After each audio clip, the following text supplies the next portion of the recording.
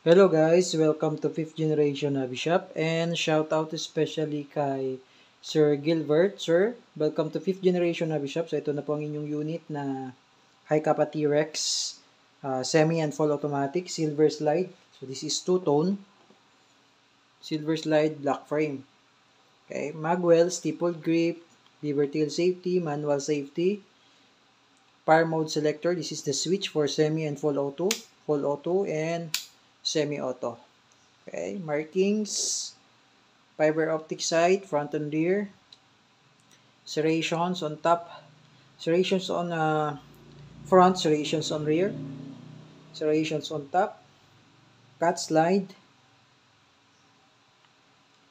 Ayan. 30 rounder capacity. Out of the box, meron siyang kasamang plate.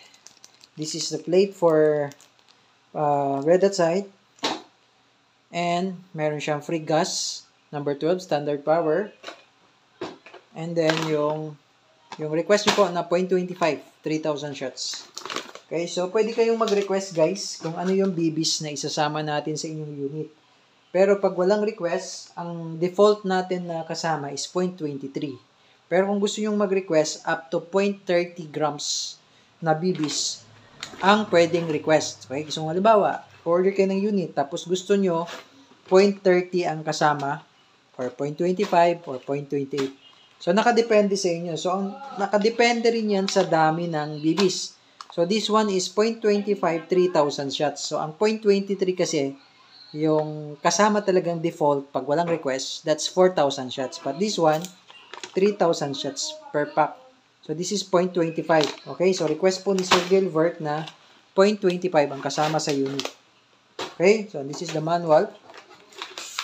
Owner's manual. So, tingnan natin kung gumagana yung safety, no? Manual safety. So, kailangan, sir, bago mo siya ma-activate, okay, bago mo ma-activate yung manual safety, kailangan nakababa yung hammer, and tsaka mo siya ma-switch.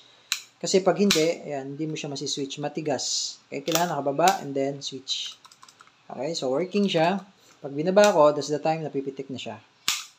Okay, but, ito namang pangalawang safety features, itong beaver tail. This one.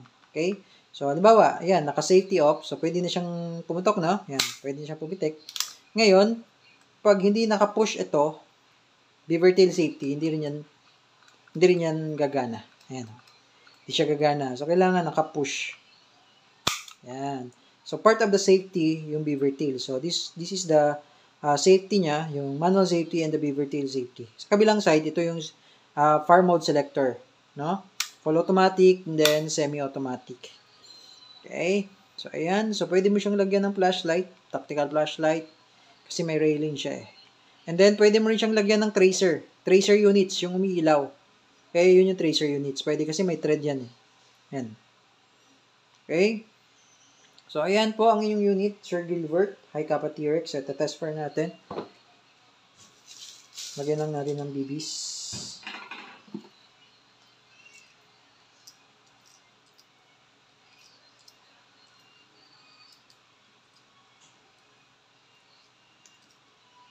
Okay, lagyan natin ng gas, inverted position, upside down, tutok, press. 3 segundo lang po, okay na po yun. Okay. Okay, so ngayon magte-test po tayo. Okay, Sir Gilbert, test po tayo ng unit, High Kappa T-Rex with full automatic. So ngayon semi-automatic muna tayo, okay? Semi-automatic. Okay, ready to fire. Firing. Okay, yun yung semi-automatic. Ngayon, full automatic tayo. Switch. Yun. Yun yung full automatic naman. Okay, sarap. Okay, so release the magazine. And then, press down the slide, stop slide release. This one, press down. And then, kailangan alalayan mo yung slide para hindi agad siya mapudpud. No? And release. Yan. Kasi pag ganito lang, yan, pwede naman. Kaso katagalan, syempre, itong slide, stop, slide, release, mapupudpud yan. So, kailangan din natin ingatan yung mga parts. Okay? So, ganyan lang. Hold mo lang tong slide, then press mo to, saka mo siya release. Okay? Then, hammer down. Okay na po ang iyong unit, Sir Gilbert. So, if you have more questions, sir, message lang sa aming page, 5th Generation Hobby Shop. Thank you and have a nice day po.